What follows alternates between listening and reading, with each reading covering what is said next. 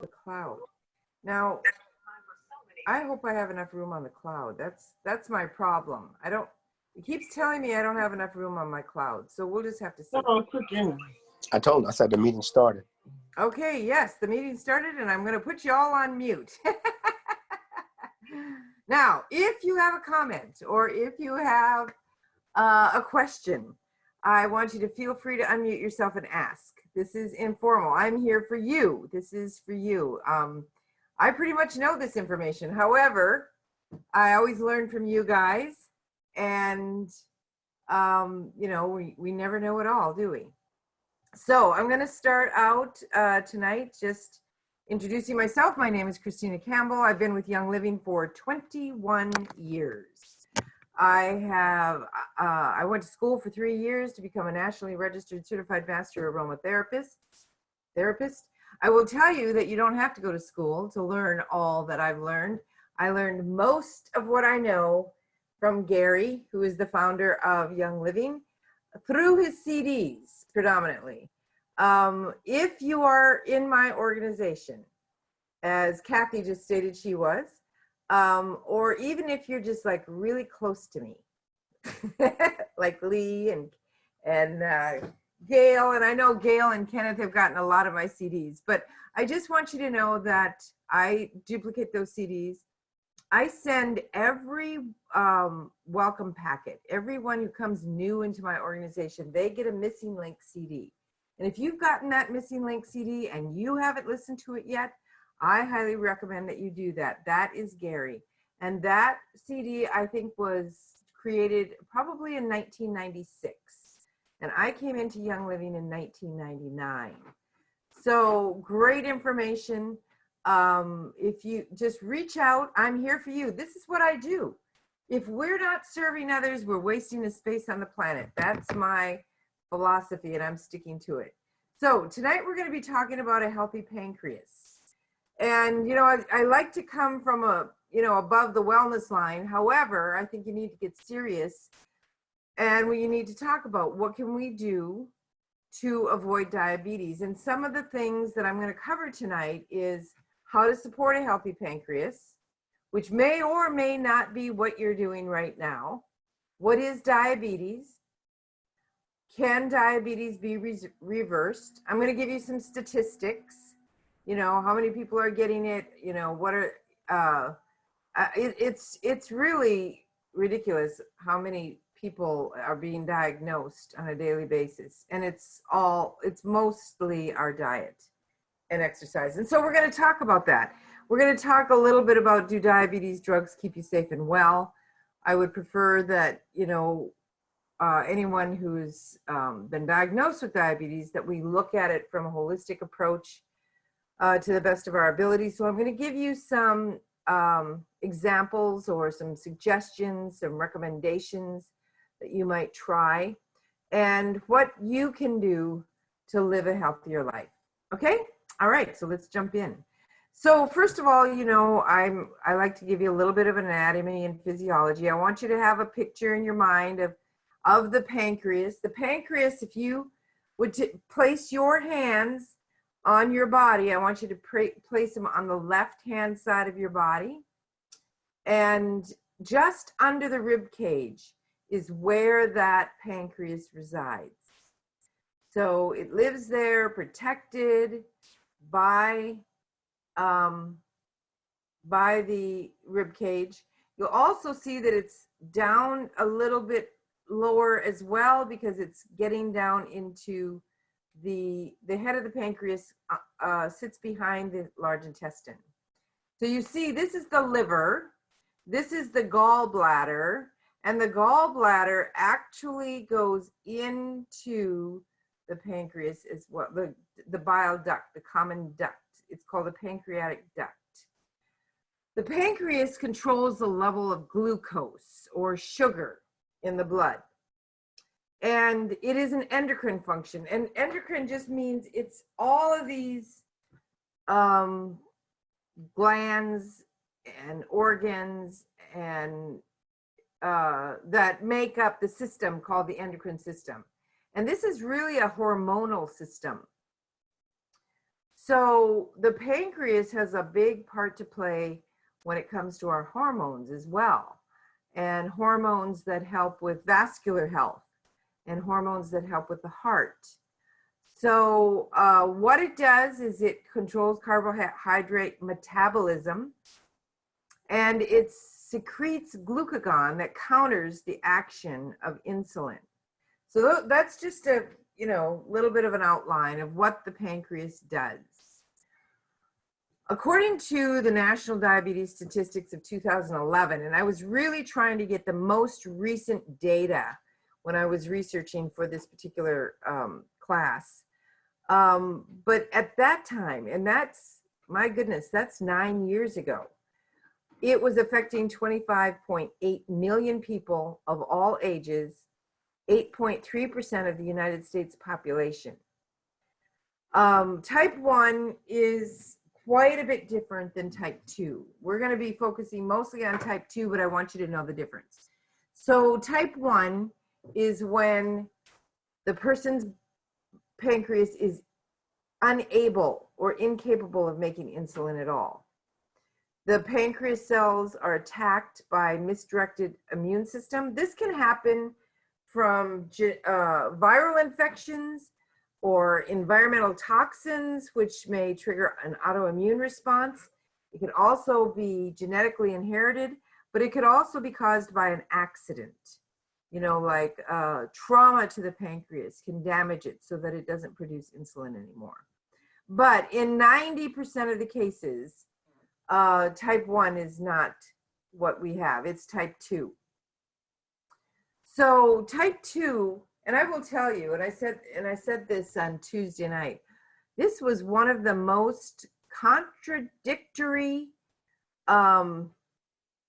classes that I've had to study for, because there's information over here that directly contradicts information over here, which brought me to the conclusion, even on what I'm presenting to you today, that the American Medical Association, or conventional Western medicine as we know it, really doesn't have a good handle on what it is that's causing this.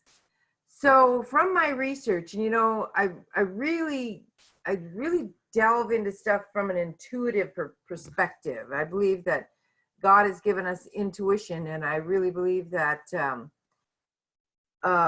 He can guide and direct us into our belief systems. And so I'm going to share what I've come up with, the best of my ability tonight, and just know that there is a lot of contradiction out there. So if you read one thing and it doesn't set right with you, it doesn't resonate with you, don't worry yourself. Don't concern yourself.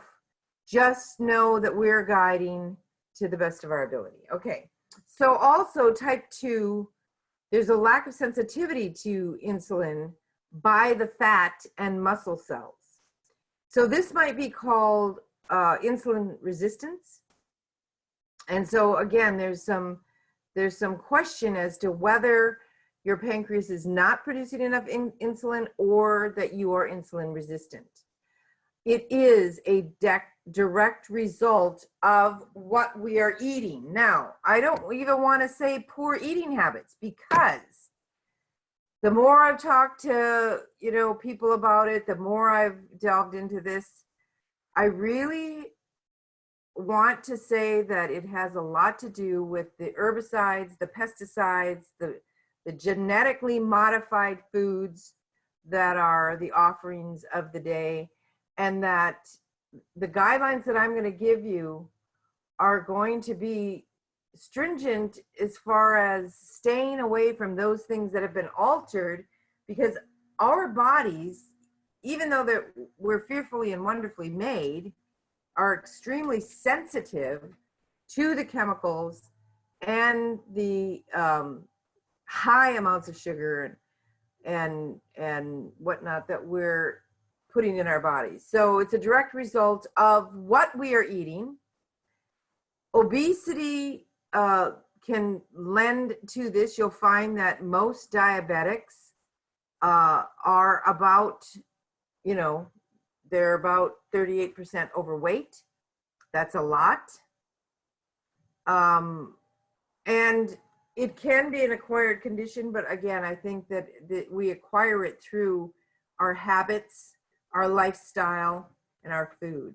It does say, there's a note, gestational diabetes is the inability to process food properly as a result of the hormones of pregnancy working against the normal effect of insulin.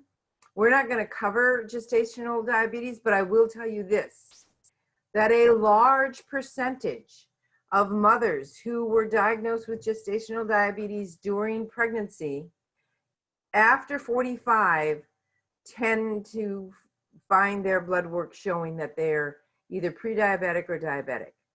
So they have a predisposition there, whether it's, again, the kind of food that they're eating or lack of exercise or whatever, but we're going to cover those things too. So again, just a little bit of information for you. What is diabetes? And I need to move my little box here. It's a chronic condition, so it's not acute, it's chronic. That means once you have it, you have it. And your goal is to reverse it, and it's going to take some concerted effort.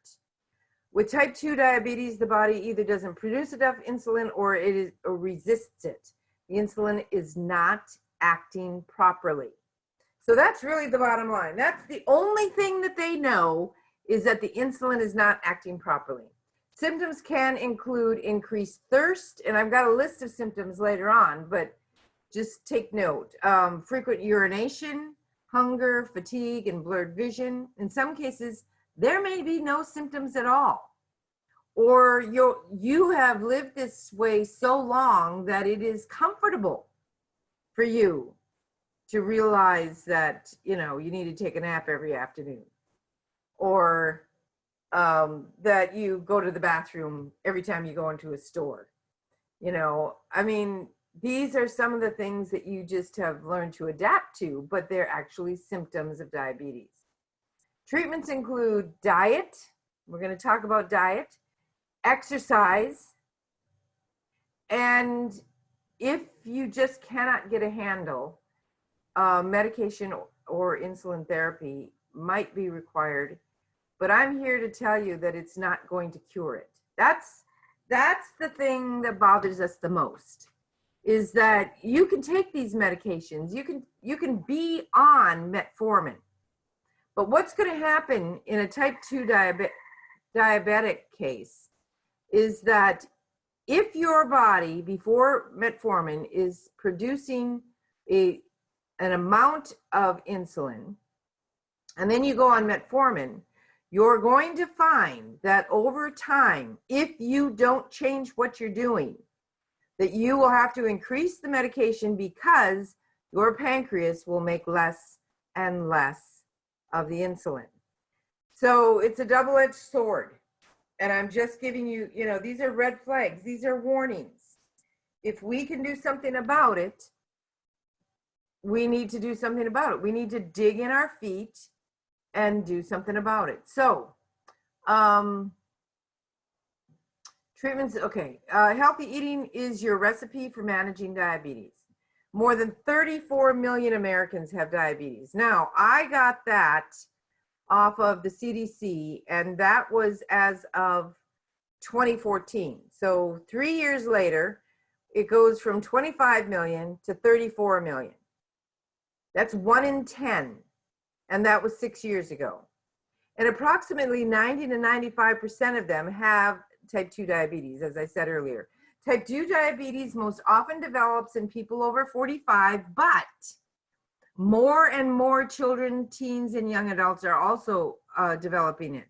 If you have Netflix, I'm going to highly recommend that you watch a documentary called Fed Up. Very eye-opening. Very eye-opening. And it's funny because the people, oh, I have a hummingbird at my feeder. The people, I love having my feeder right in front of me. And if I look up And these are the first hummingbirds of the year, guys. So it's pretty exciting. Not that it has anything to do with diabetes, but what was I saying? I hate when that happens. Fed up. What I think happens is, the people that need these movies the least are the ones that watch them. I watch all these documentaries, and it's like, I don't do any of those things. I don't eat McDonald's. I don't eat French fries with triglycerides all over them or whatever. Not triglycerides, but all that trans fats. I don't do any of that, but I always think of people, I wish they would see this. So anyway, if you haven't watched good eye-opening documentaries about today's SAD diet, that's Standard American Diet, SAD, I highly recommend Fed Up. So another thing that you may not be aware of is it does attack certain ethnicities. So it is most prevalent. This was the highest group in African Americans, but it also affects Alaskan Natives, American Indians or Native Americans, Asian Americans, Hispanic or Latino, Native Hawaiian or Pacific Islanders. These have a higher risk of developing it than people of non-Hispanic white ethnicity. However, I know a lot of white people who have type 2 diabetes, so they're not protected from it. They're not going to get it. So across the world, there are more than 422 million people who have diabetes. And it did not used to be like that, I'm telling you. This number is going up and up every year that we go by. So what causes type 2 diabetes? And again, there's so much conflicting stuff, but this is what I'm coming up with for you. Insulin is a hormone. It's made by your pancreas. If you can kind of picture in your mind a key that is used to let the blood sugar or the glucose into the cell so that your body can use it for energy. Now, when that key is lost or broken, in other words, there's something wrong with the insulin, it cannot let that sugar into your cell. And what happens is it goes into the blood, it goes into the liver, and it begins to settle in the liver. It's too much. It causes a fatty liver. And too much blood sugar weakens the vascular system in the cardiovascular system, and it can lead to death. That's the thing that you have to understand, is that type 2 diabetes can lead to death. So if you have type 2 diabetes, cells don't respond normally to insulin. They call this insulin resistance. You still make the insulin, but the key is not going into the cell. And I hope you have a picture of that. And I actually have a little picture that helped me to see it. Your pancreas makes more insulin to try to get the cells to respond. So it's going to pump out more insulin, but eventually your pancreas can't keep up. And your blood sugar rises, setting the stage for prediabetes and then type 2 diabetes. High blood sugar is so damaging to the body and can cause other serious health problems such as heart disease, as I mentioned, vision loss, and kidney disease. So you can affect your kidneys as well. It's scary.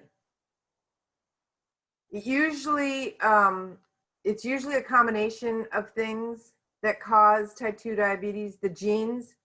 Scientists have found different bits of DNA that affect how your body makes insulin, and this is why they can kind of identify it in certain ethnic groups.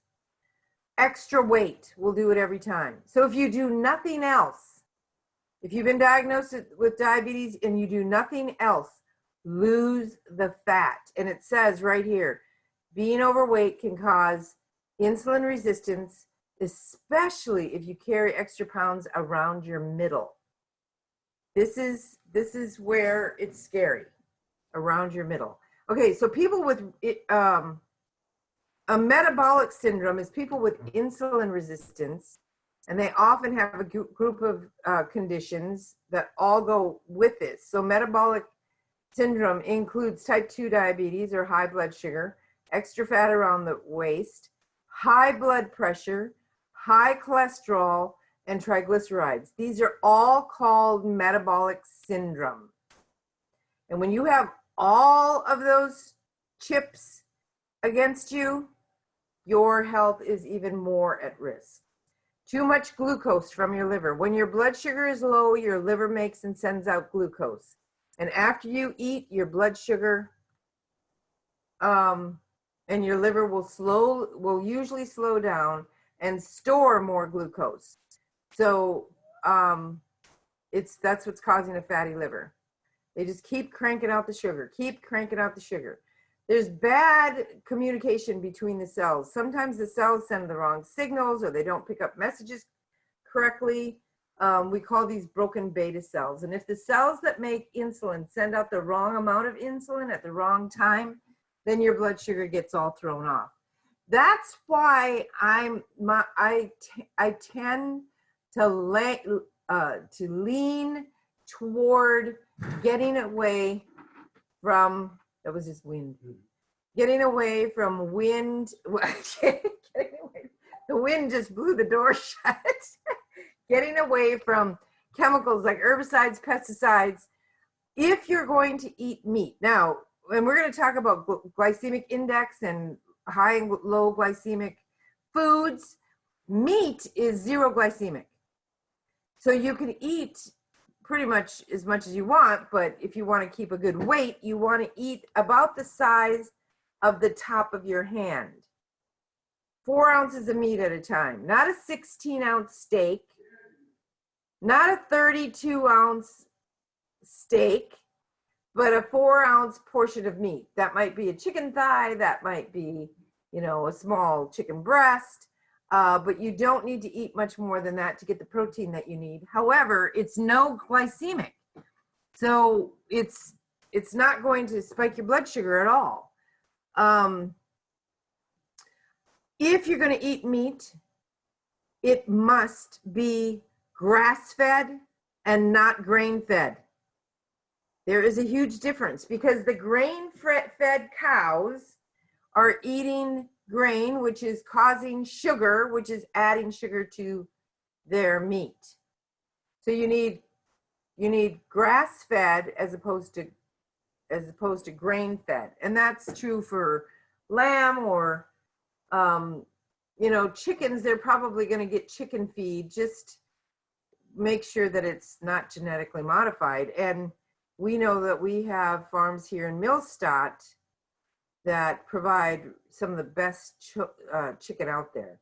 So Fresh Pasture Farms, if you have access to Millstadt, if you have a car and you can get chicken, that's the best place to get it. Okay, so here's that picture, that type 2 diabetes picture that I wanted to show you. First of all, here's a normal pancreas. It's producing insulin. And the reason I like this picture is because these little green insulin things almost look like little parachutes. And what they're doing is they're attaching to the glucose or the sugar in the bloodstream. And you see, they turn into little parachutes, and then the insulin moves the glucose into the cell. And that's where we get energy. And that's where we get a high metabolism. And everything is working great.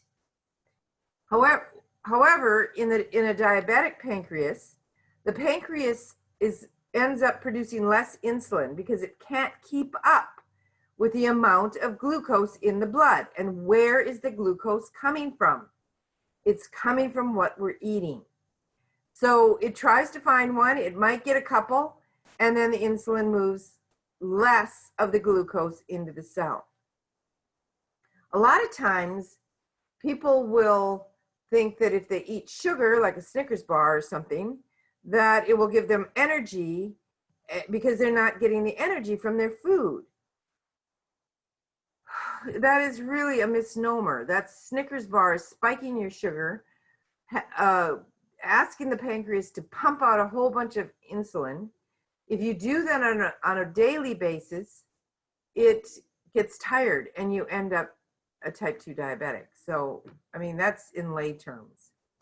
All right, so where are you on the path to diabetes? Are you trending? This is when there are higher than normal levels in the sugar, levels of sugar in the blood. Stop putting all that sugar in your blood.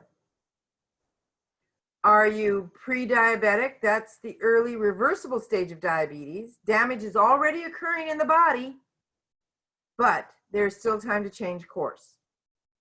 And then diabetes. Once you've been diagnosed with diabetes, the disease becomes increasingly aggressive.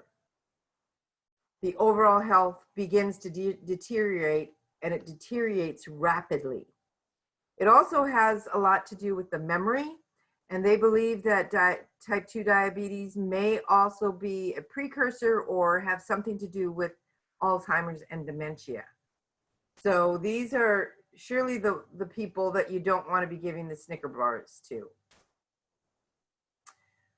Risks, again, having diabetes increases your risk of heart attack or stroke by 500% or more. In fact, cardiac emergency is the leading and most deadly diabetic complication, responsible for 75% of all deaths in people with diabetes. Diabetic drugs will not protect you.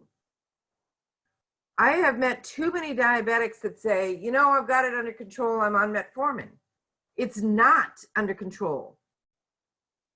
Most patients believe that glucose-lowering drugs and other diabetic medications, sorry for the spelling, will protect them, but this is a dangerous myth. Also, I want you to know that stress causes blood glucose levels to shoot up. So I've got a little magic oil at the back end of this presentation that will maybe help sweeten up your life. Okay, here is, this is good food, by the way, and here's normal blood glucose, and here's high blood glucose, just showing you a picture that there's way more of those little white dots, and the insulin just can't pick it up. Type 2 diabetes is a lifelong disease that keeps your body from using insulin the way it should. People with type 2 diabetes are said to be insulin resistant. People who are middle-aged or older are most likely to get this kind of diabetes. I know I do genealogy, and I really am fascinated when I find the death certificates of my great-greats and my great-great-greats. I found a lot. I'm actually a Mayflower descendant, and so I've been able to do a lot of research on my line from my dad. And my dad's mother's mother died of diabetes mellitus, which is type 2 diabetes.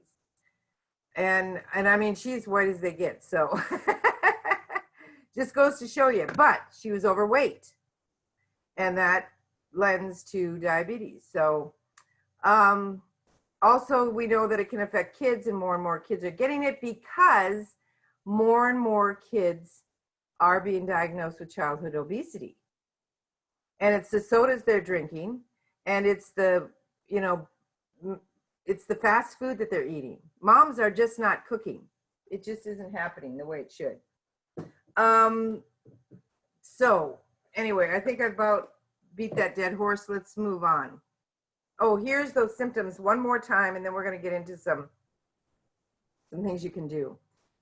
Being very thirsty, going to the bathroom a lot, blurry vision. Because it's a hormone, it can affect your mood. So you probably, if you're diabetic, you might be cranky, and depression can set in with diabetes as well. Another thing is tingling or numbness in your hands or feet. One of the things that is common with diabetics is diabetic neuropathy, and you can actually feel the results of too much sugar in your blood by getting a short spurt of neuropathy in your feet. And that should be a huge red flag, because if that continues, you will be in severe discomfort for the rest of your life. And then they'll give you another drug called gabapentin, and this can really cause a lot of side effects. So I'm giving you the warnings here. You know, I'm not trying to frighten you. Oh, yes, I am. I'm trying to frighten you. I'm trying to get you to say, you know what I need to change what I'm doing. Other symptoms are that feeling of fatigue and being worn out. The very best thing you can do is get up and move. If you have wounds that don't heal, yeast infections that are chronic, that keep coming back. This is, of course, this is indicative of gut health, but it can be exacerbated by diabetes. Hunger, weight loss without trying, getting more infections, dark rashes around your neck or armpits. This is a sign of insulin resistance. And you'll see this in very obese children. They'll have a dark ring in the folds around their neck and around the armpits. Okay, so the first thing I want to talk to you about is vitamin D. Vitamin D is really, really important. Now, we know that we can get vitamin D outside, but honestly, are you going outside? Are you going outside and spending time out there to absorb vitamin D? Most of us know that we need it. Other places that you can get it is good fish. But when I say good fish, I am not talking about farm-raised fish. As I was talking about other meats like chicken and beef and lamb, I said that they must be grass-fed and not grain-fed. Your fish must be wild-caught and not farm-raised. They put too much genetically modified feed in these farm-raised tanks. That's what they're not getting the natural stuff, the algae and the other little fish and all the other things that, you know, fish eat. So make sure that you're getting wild caught. Fish is very, very important. Even though we're battling mercury, we have to have the omegas to strengthen the cardiovascular system from this fish, from the food. And vitamin D and omega-3s are imperative for diabetics. Imperative. If you're not taking supplementation and eating the foods that I'm talking to you about tonight, the grass-fed, the wild-caught, you're not going to be on tap to start reducing or reversing this diabetic state. The good news is that Young Living has something with both. It has omega-3, and it has vitamin D, and it has CoQ10, which is very, very beneficial for strengthening the heart. Vitamin D is a fat-soluble vitamin that plays a number of important roles in the body, including maintaining your health of your bones, your teeth, and your joints, and assisting your immune system function.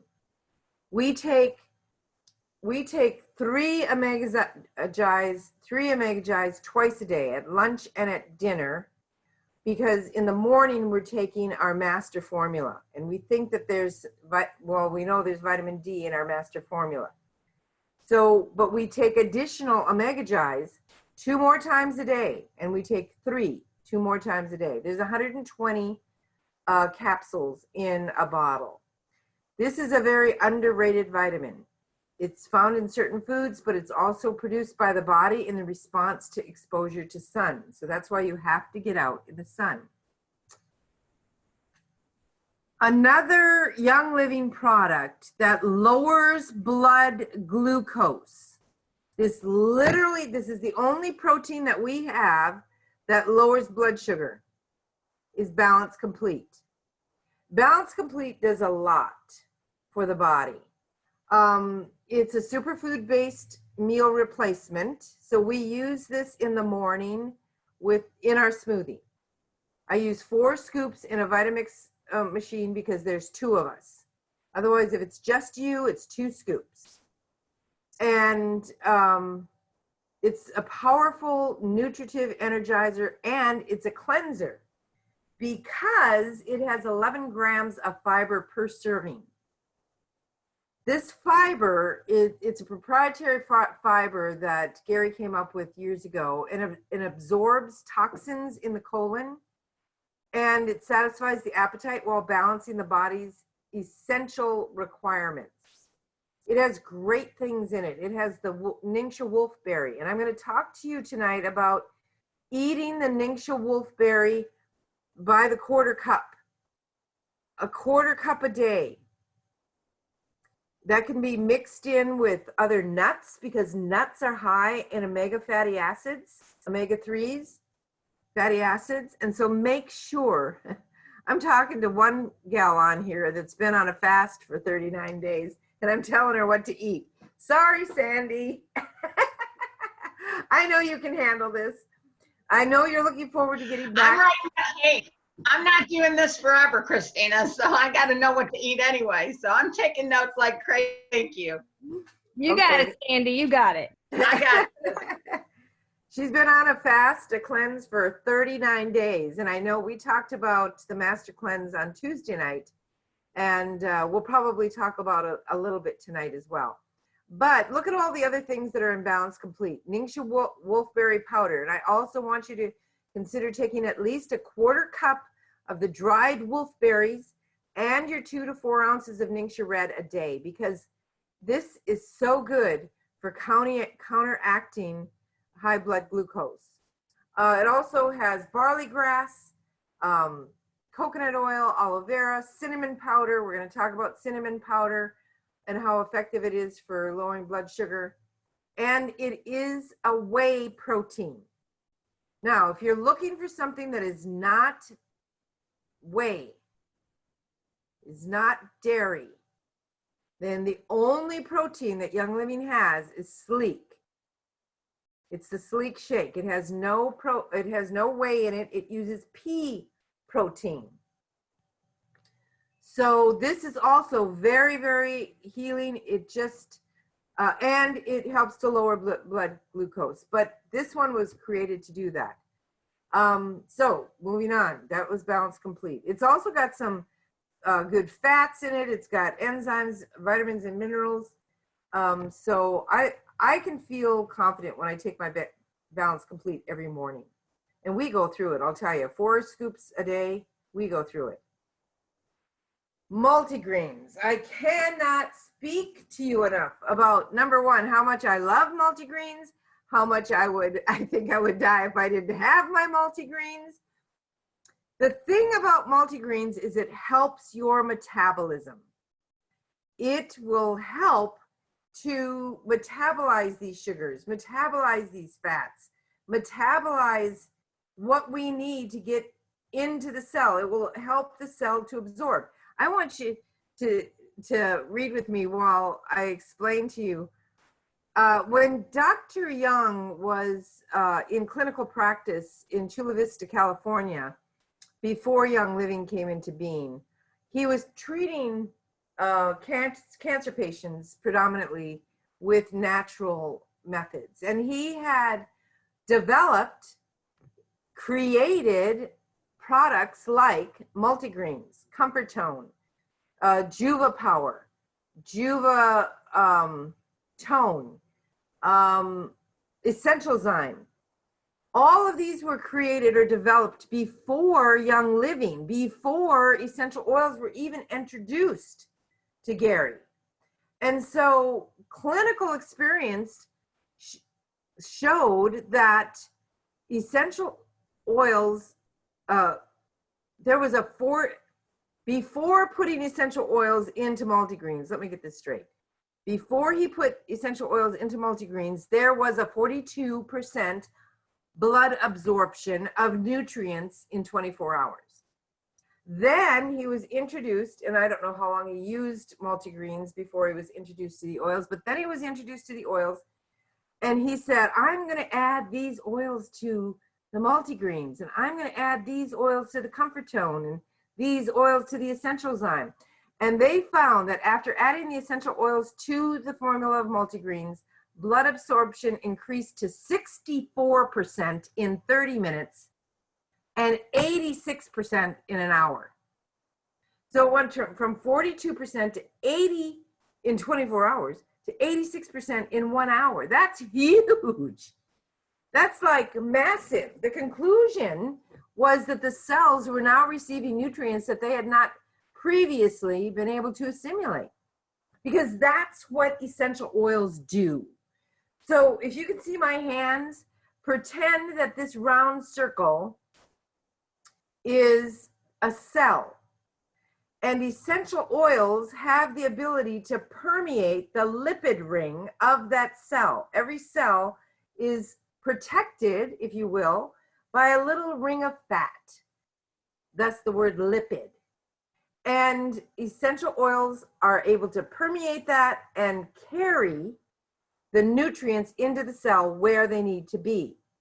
So if we have a key that's missing and glucose is not able to get into the cell, if our metabolic process is increased, then I believe that we can get some of that energy that we're losing to fatty liver and to damaged cardiovascular health and eyesight and kidneys into the cell where it belongs. But again, you cannot overload the body with this stuff. So taking multigreens is going to help. It's going to be helpful.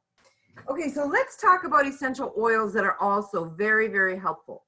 And I'm going to tell you right off the top of my head that if you're going to use essential oils to help blood sugar fluctuations, then you need to take them every day in a capsule 2 times a day. And we're talking a double up capsule. You can get the capsules from Young Living, and you fill 10 drops of one oil and 10 drops of another. And you can use any of the next 4 or 5 oils that I'm going to talk to you about, because they all have been noted and studied to reduce blood sugar fluctuations and strengthen pancreas function and lower glucose and insulin levels. Now, again, I want to caveat all of this with saying, do your due diligence. Take your oils, but you've got to change your diet too. These are not magic potions, people. So that's what Ocotea and coriander do. They reduce blood sugar fluctuations. They can help to alleviate anxiety.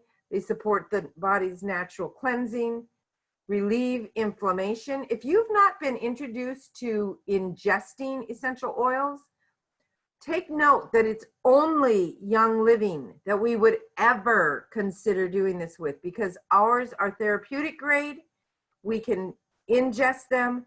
They've been FDA approved for internal use.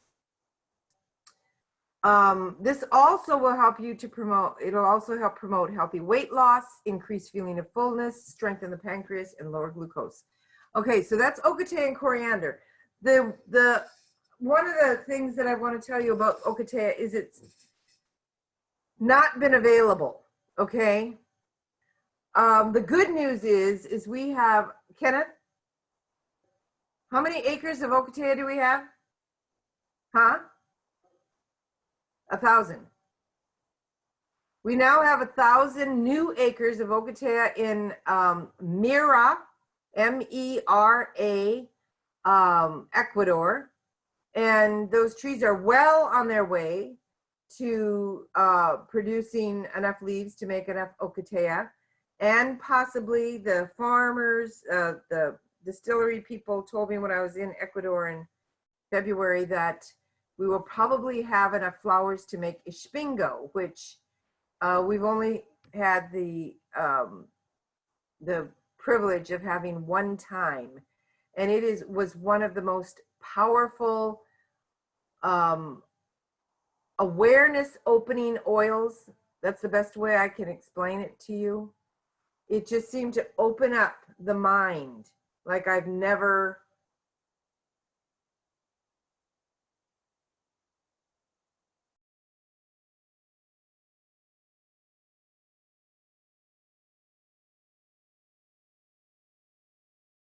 $39. Really clear. It is not available right now. I'm sure it's going to be available by next year. Okay, so you don't have ocotea, but you have coriander. So you take coriander and you make a couple of double aught capsules out of ocotea and, coriander and dill, or coriander and fennel, or dill and fennel, because they all do the same thing. If you don't want to take it in a capsule, you can put the desired amount in a glass of Ningxia Red, or you can put it in a glass of pure water to drink. But research at University of Cairo in Egypt proved that coriander, dill, and fennel lowered blood sugar in type 2 diabetics. This statement is found on the Missing Link. So if you have the Missing Link CD, listen to it until you have it memorized like I do. That's how we learn. And the fifth oil that you can use, and again, you can use this with coriander, you can use it with fennel, you can use it with dill, you can mix it up, but take it every day and take at least 2 times a day. If you want to lower your blood sugar really fast, just put 1 drop of coriander under the tongue, straight, and it will bring it down probably about 50 points, which is really good if you're taking your glucose, if you're monitoring your glucose. Cinnamon also reduces blood sugar fluctuation, but it also lowers cholesterol. And remember when I talked about metabolic dysfunction, all of those things that were happening? Triglycerides were high, fat around the middle, fatty liver, metabolic, it's just distress. Lots of cinnamon bark. And I wouldn't hesitate to take, a capsule of cinnamon bark a day. That's 20 drops, by the way. That's 20 drops in a capsule. It also can help to relieve inflammation, promotes healthy weight loss, increases feelings of fullness, strengthens the pancreas, and lowers glucose. Okay, I talked a little bit about Ningxia Red. This is the Ningxia Red juice. The Ningxia wolfberry in Ningxia Red has been found to balance the pancreas. It has a low glycemic index. That's why we recommend. This is the only juice you should be drinking if you're diabetic. Fruit juices are totally out. Fruit is okay, and I'm going to give you the 12 low glycemic index fruits here in just a minute. Fruits are okay. They have fiber to balance them. But drinking orange juice, drinking apricot juice, drinking pineapple juice, these will spike your blood sugar and cause damage in a heartbeat. And I know that maybe makes you feel sad, but I have a good oil at the end of this for you to take to make you happy again. It detoxifies and cleanses. I'm going to tell you that if you're a type 2 diabetic, you should be doing a minimum of 4 ounces a day. If you can do more than that, it's better. Take it with your multigreens. Another oil, and this is a blend. It's Endoflex. This actually helps normalize hormonal imbalances of the thyroid and ovaries, but it also supports the adrenal glands for increased energy, and it stimulates the liver and pancreas. That's why I put it up here. It stimulates the liver and pancreas. Now, I have been diffusing Endoflex and spearmint in my diffuser recently. I love the smell of it. I want my body I want to support my adrenals. I want balances in my glands and systems. So I've been diffusing it. You can diffuse it up to 30 minutes. I diffuse it up to 4 hours. But then I've been diffusing for 20 years and it doesn't bother me. So just pay attention to your, to yourself, to your person. You can just put it in your hands and inhale it.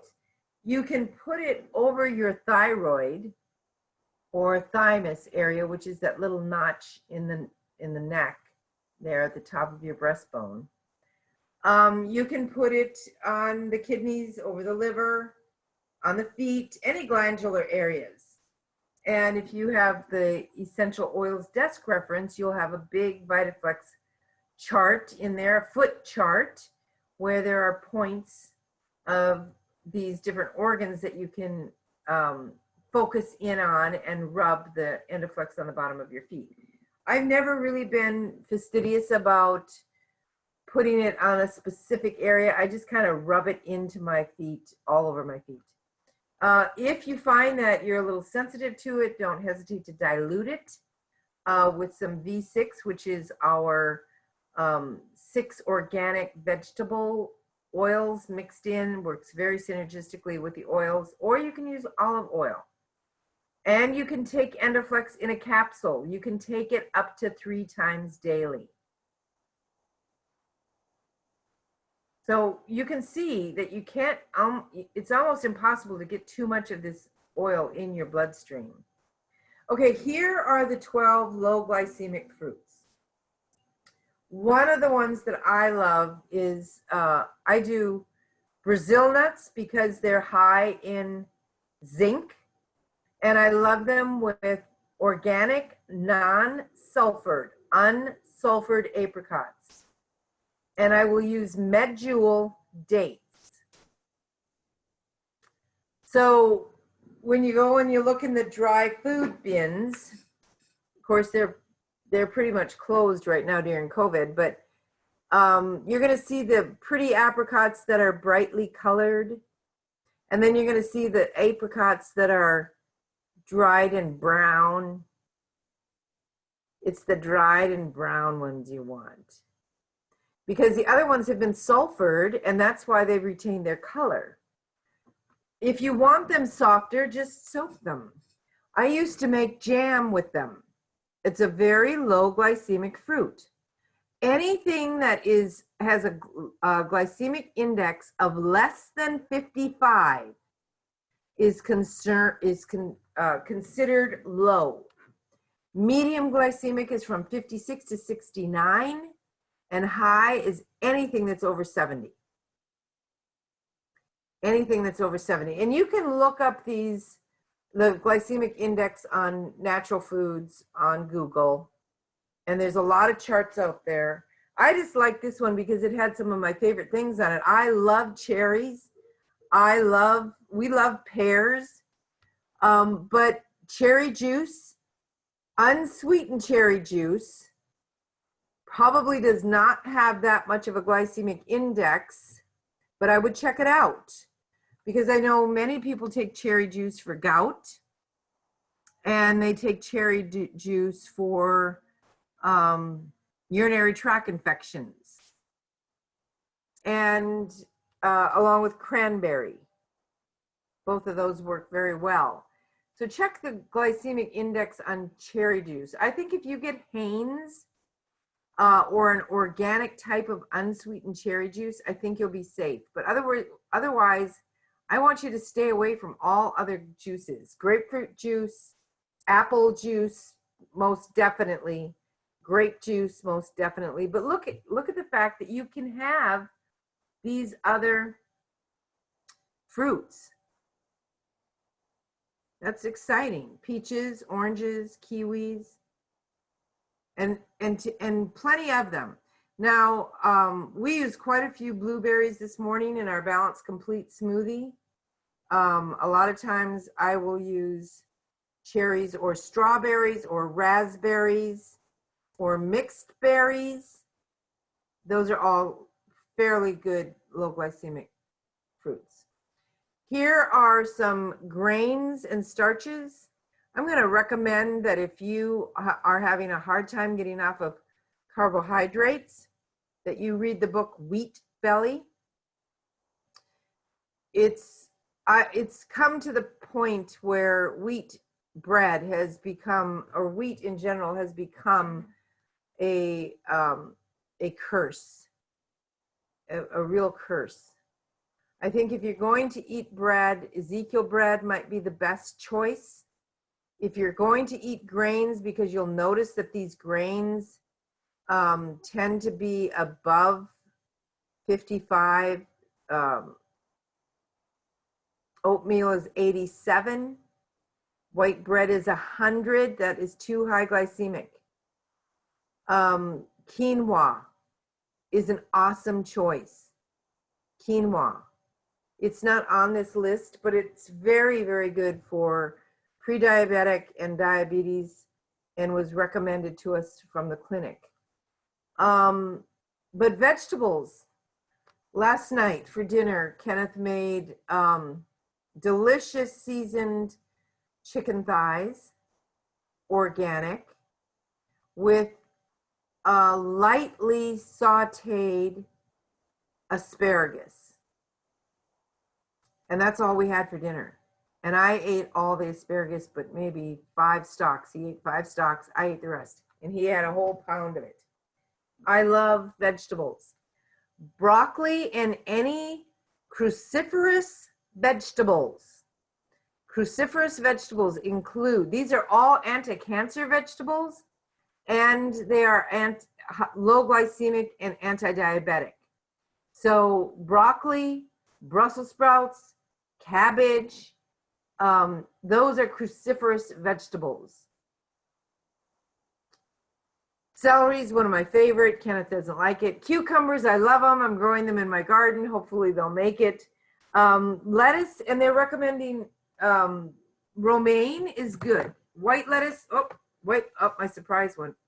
White lettuce is not. Fruits, there we go. See, even mango, and mango juice is not a good choice. Pineapple juice is not a good choice. Watermelon, 72 glycemic index, very high. You're bombarding your body with too much sugar. Dairy is pretty good unless you're going to be eating ice cream with sugar in it. So you can see that the goal here is to cut out refined sugar. I was reading today that there is more sugar in beer than there is in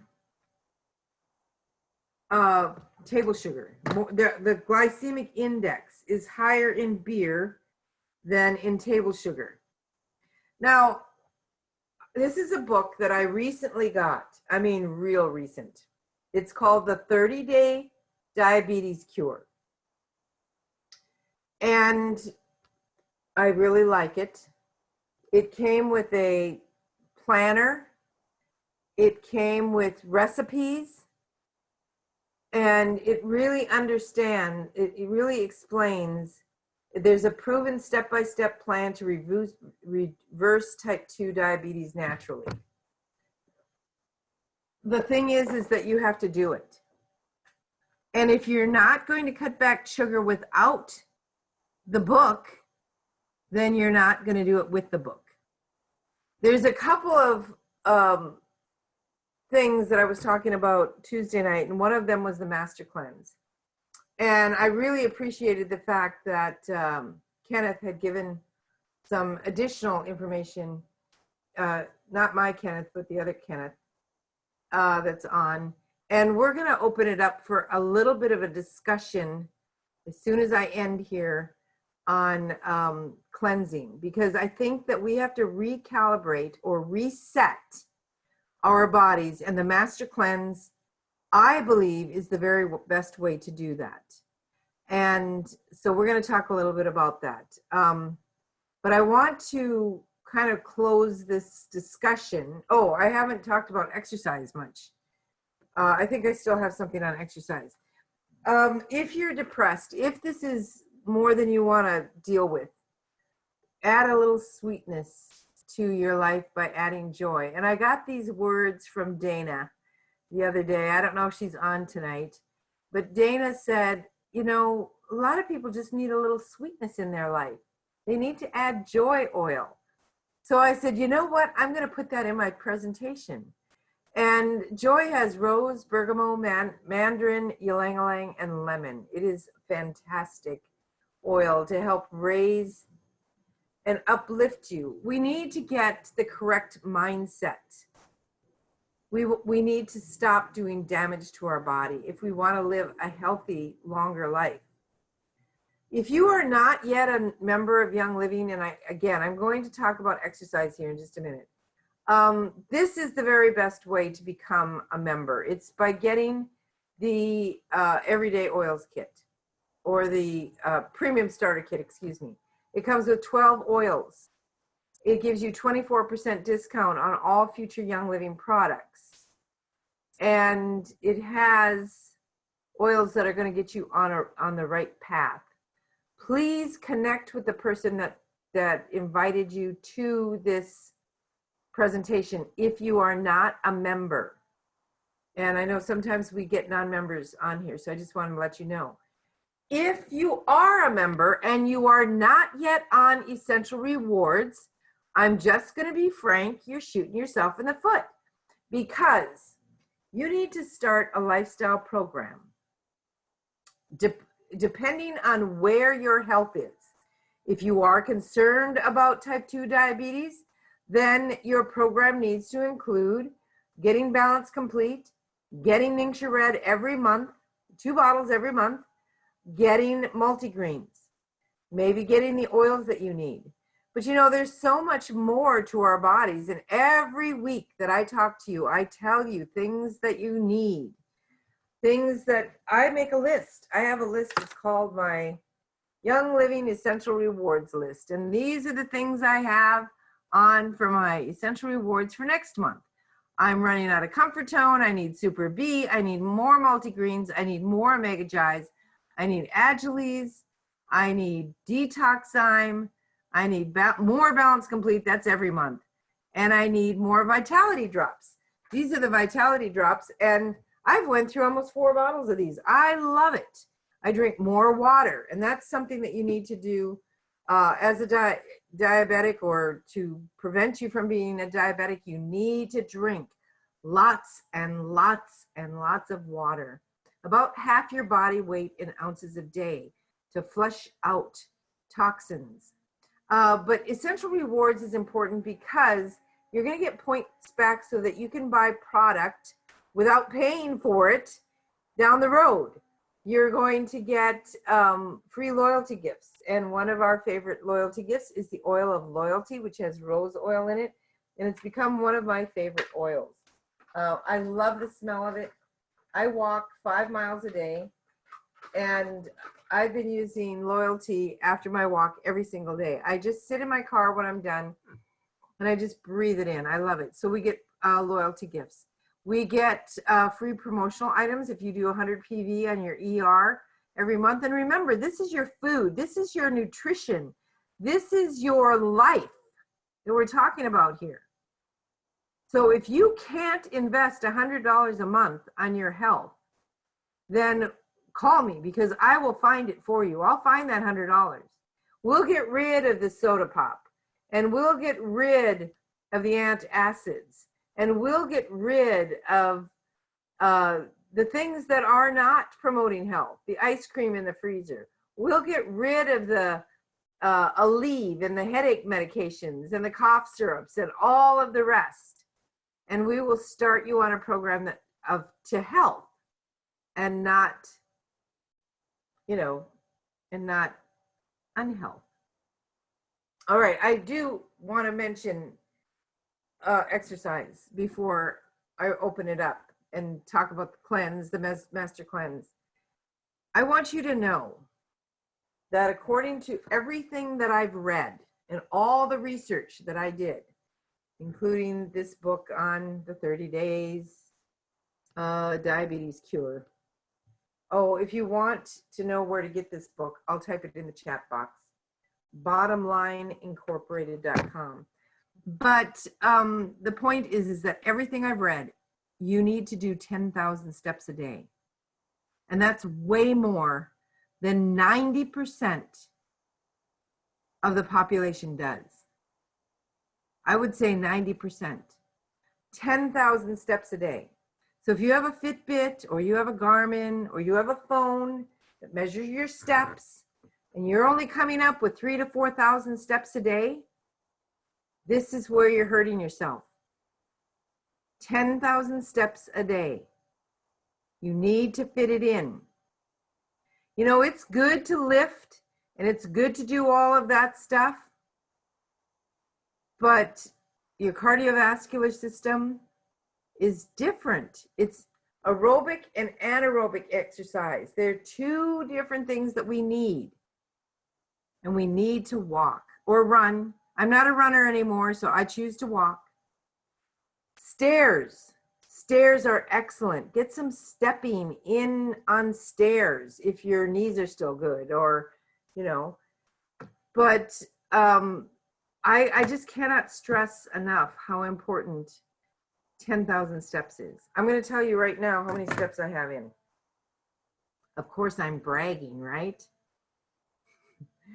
I have 11,436 steps. Have I made it?